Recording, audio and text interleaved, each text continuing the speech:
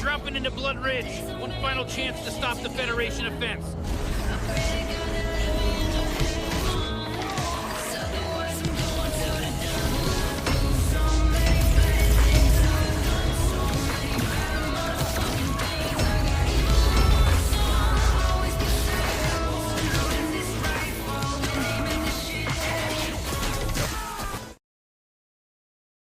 Episode expects us to believe that Rick would help pack the car for a trip he's not even going on. But think about it. Rick wants to work on his bird person project, and he likes to do that without the family there, so he has a distraction-free environment. Therefore, he's probably trying to get rid of the family so that he can be alone sooner. Are you sure, Rick? I know a cruise doesn't sound like an adventure on paper. What? A cruise only sounds like an adventure on paper. All-you-can-eat food, the ocean views, random encounters with mysterious strangers. Skip. Ionic coaster deployed. What does Rick need an ionic coaster for when he has so much free space on that workbench right next to him? Asking logic questions about an episode of Rick and Morty. Approaching pause pregnancy in P-5. Jesus Christ. This fake-ass laugh.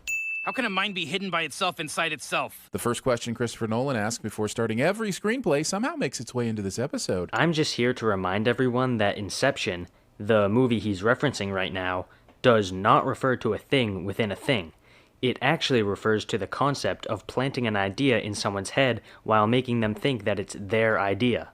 Suggestion: don't go in. Right. The AI is loose enough to offer fellatio for its own survival, but still rigid about saying command words like suggestion before every sentence. Why the fuck does saying the word suggestion make the AI rigid? How does that make any sense? Yeah, hop to a different timeline, grab a version of my friend that suits me best. That's not how this works. And why not? Exactly. Think about it, Discount Jeremy. Think. Bird Person obviously knows about the multiverse, which means that he might not go with Rick willingly. You have to remember that Rick is trying to get his friend back, and he doesn't want an alienated version of Bird Person. Now I got yolk balls. Title of my sex tape? Satire, comedy. You see an older version of him come through here? What? Talking out of just one side of your bosom. Seriously, you've got two jabber jubblies. Use them both. Okay, sins like this really make me wonder, what's the fucking point? This sin is not legitimate criticism, it's not satire, and it's not funny. So why does it exist? Why was my 9th birthday party in a pine tree? Pine tree pizza is still at least 19% better than what they serve at Chuck E. Cheese. Discount Jeremy sins something he kind of likes cliche. Situation not looking ideal. Rick and Bird Person survive this. Because of the events of this episode? Seriously, this running gag doesn't work half the time you use it. I am Rick's garage. Oh, like a Jarvis, like Jarvis in Iron Man. Well, that's a strange way to say, what the f***? This garage with a dying man hooked up to some sort of cyborg bird creature is talking to me. Okay, I'm gonna go on a bit of a tangent. Ready? In previous episodes, Discount Jeremy has sinned the fact that none of the Smiths' neighbors are watching the crazy shit going down at their house. But now you get this neighbor who's not even fazed by a sentient garage, which would suggest that he's watched the Smiths. And yet you still sin it? What the fuck? This is where you being this leads. You're not my fault. I'm yours. This is all fun self-therapy and all, but Rick isn't engaging with his younger self. He's engaging with how not Michael Keaton's Birdman remembers his younger self, so why his argument? But maybe Bird Person's memory of younger Rick is accurate? Seriously, this isn't rocket science. This Battle of Blood Ridge goes on for all the some time. Discount Jeremy hates action scenes. Also, sinning the Battle of Blood Ridge. Okay, you matter. To me. Oh, look, the show that spent several seasons teaching me that Rick has exactly zero moral compass and is a complete dick to almost everyone he meets in the service of humor is now asking me to have emotions about this. But that's not true. Have you not paid any attention to this show at all? There have been plenty of instances in which Rick has gone through therapeutic experiences, and we've seen that he actually does care about his family and friends. In other words, Discount Jeremy is full of shit. Sorry, but we do not get to choose the ones we love. But we can choose our friends, and we can choose our noses, but we should never choose our friends' noses. Skip.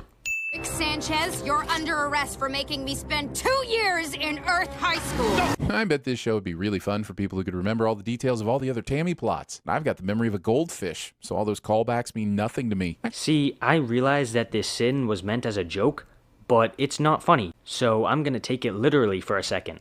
Having a shitty memory is not the show's fault.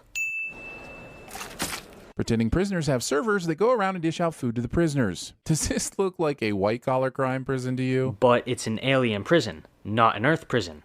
Seriously, why the fuck are you trying to apply real-life logic to this fake prison?